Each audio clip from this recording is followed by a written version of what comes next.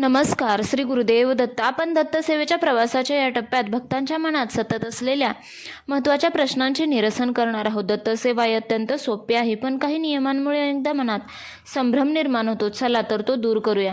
स्त्रियांनी मासिक पाळीच्या काळात सेवा कराव्या का?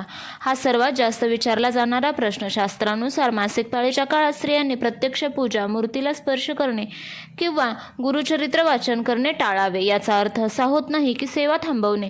तुम्ही मंत्र मनात जप करू शकता, ती सेवा नेहमी चालू ठेवावी. या काळात आराम करणे आणि पवित्रता राखणे हे खरे शास्त्र आहे.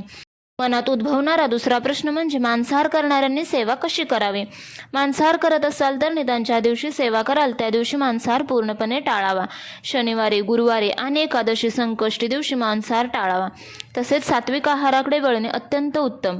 तिसरा प्रश्न म्हणजे प्रवासात असताना सेवा कशी करावी? तर यावेळी आपल्याकडे साहित्य नसते पूजेचे, तर तुम्ही डोळे मिटून श्री गुरुदेव दत्त हा मंत्र जप अवश्य करा.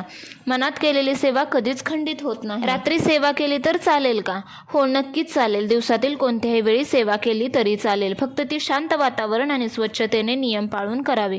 जेव्हा तुम्ही नियमितपणे आणि मनापासून दत्तसेवा करता तेव्हा तुम्हाला काही अनुभव येऊ लागतात. हे अनुभव प्रत्येकासाठी वेगळे असू शकतात. आयुष्यातील अडचणी आपोआप सुटतात.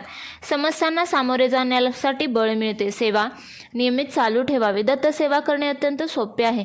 त्यासाठी खूप मोठे विधी किंवा वेळ देण्याची गरज नाही.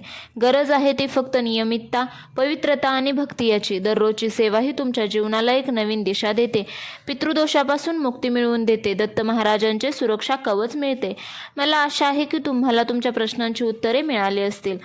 तर नियमित सेवा करा, अनुभव घ्या आणि समृद्ध जीवन जगा.